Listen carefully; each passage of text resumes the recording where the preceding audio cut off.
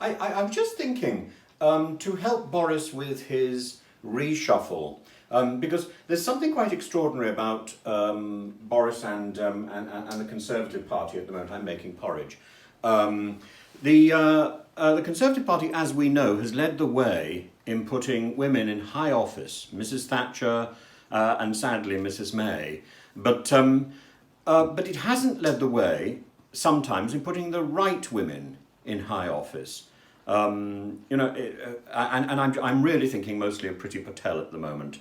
I'm also thinking of Mrs. May, but what we need. There are so many really interesting, really dynamic women in politics at the moment. Many of them on the left of Parliament, but there's also quite a.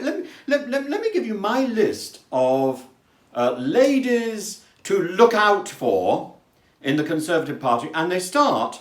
It almost goes in alphabetical order anyway. They start with a lady that I met a long time ago, not so long ago actually, when she was first elected to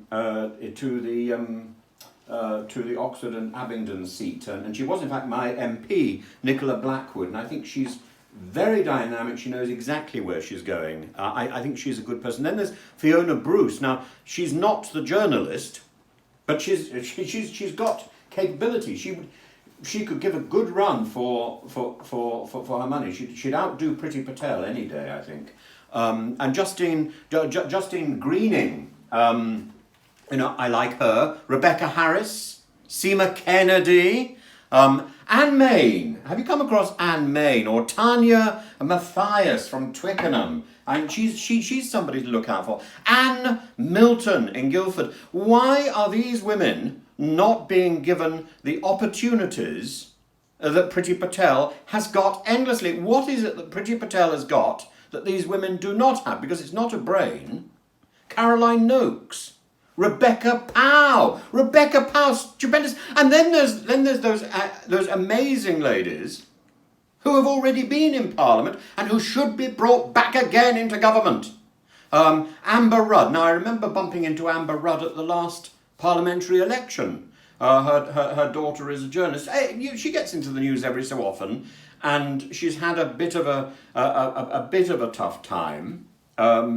Yes, she was caught up in the Windrush scandal, but that was of Mrs. May's making, and Amber Rudd took the rap. I think she deserves a second chance. Anna Soubry. Anna Soubry. One of my heroes, Anna Soubry, really good. And Theresa Villiers. Look, there are so many people who should be in government who are not. And yet at the same time, Priti Patel clings on by her fingernails.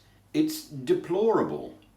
All I can assume is that Boris wants all the odium thrown in her direction and not at him. He just needs to tighten his belt. Man up, Boris. Take a decision. And you know these ladies. You know them.